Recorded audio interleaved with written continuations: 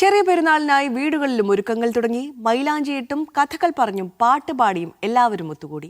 കുടുംബങ്ങളിൽ ആഘോഷങ്ങളുടെ മണിക്കൂറുകളിലാണ് ഇനി. നാടെങ്ങും ചെറിയ പെരുന്നാളിന്റെ ആഘോഷത്തിലാണ്. വീടുകളിൽ സ്നേഹത്തിന്റെയും സന്തോഷത്തിന്റെയും മാത്രം കാഴ്ചകൾ. വീടുകളിലെ ചെറിയ പെരുന്നാളിന്റെ ഒരുക്കങ്ങൾ എന്തൊക്കെയാണെന്ന് ഒന്ന് കണ്ടിട്ട് വരാം.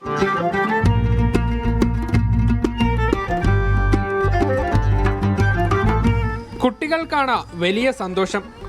ദൂരങ്ങളിലായിരുന്നവർ ഒത്തുകൂടി.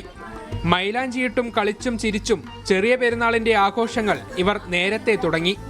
ശരിക്ക് തുരുത്തിയ നബിയവര്, മുർസലില്ലാദരവായവര്, മഹിഷറയിൽ തണലായവര്, മന്നാൻ പുകൈന്ത സബീഹുള്ള.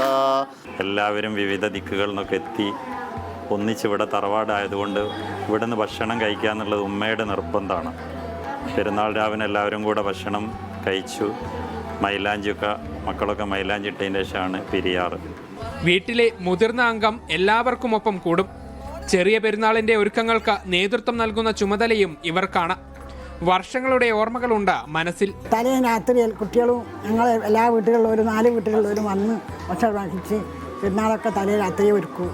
പിന്നെ പിറ്റേന്ന് രാവിലെ പള്ളിയിൽ പോയി പള്ളിയിൽ നിന്ന് എല്ലാവരും വലിയാരും കുട്ടികളും എല്ലാവരും ഇവിടെ വന്ന് ഭക്ഷണം കഴിച്ച് സന്തോഷത്തിൽ പിരിയും.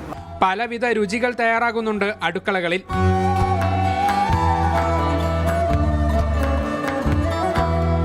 സ്പെഷ്യല്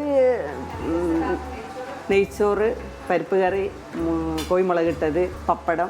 അത് എത്രയോ വർഷങ്ങളായിട്ട് അങ്ങനെ തന്നെ വരുന്നുണ്ട്. പെരുന്നാളിന് പിറ്റേന്ന് ബിരിയാണി ആക്കും. അന്ന് നെയ്ച്ചോറായതുകൊണ്ട് ഫ്രൈഡ് റൈസ് ഉണ്ടാക്കും. അധിക വിഭവങ്ങളൊന്നും ഉണ്ടാക്കില്ല, അത്യാവശ്യം. പുതിയ വസ്ത്രങ്ങളൊക്കെ ഒന്നുകൂടെ നോക്കണം. ചെറിയ പെരുന്നാളിന് അതിരാവിലെ പള്ളിയിൽ പോകണം. പിന്നീട് സുഹൃത്തുക്കളുടെയും കുടുംബങ്ങളുടെയും വീട്ടിലേക്ക്. ഇതിനൊക്കെയുള്ള ഒരുക്കങ്ങൾ അവസാന ഘട്ടത്തിലാണ്. പരസ്പര സ്നേഹത്തിന്റെയും പങ്കുവെക്കലിന്റെയും സന്ദേശം കൂടിയാണ് ചെറിയ പെരുന്നാൾ. വീടുകളിൽ നമ്മൾ കണ്ട കാഴ്ചകളും അതുതന്നെയാണ്.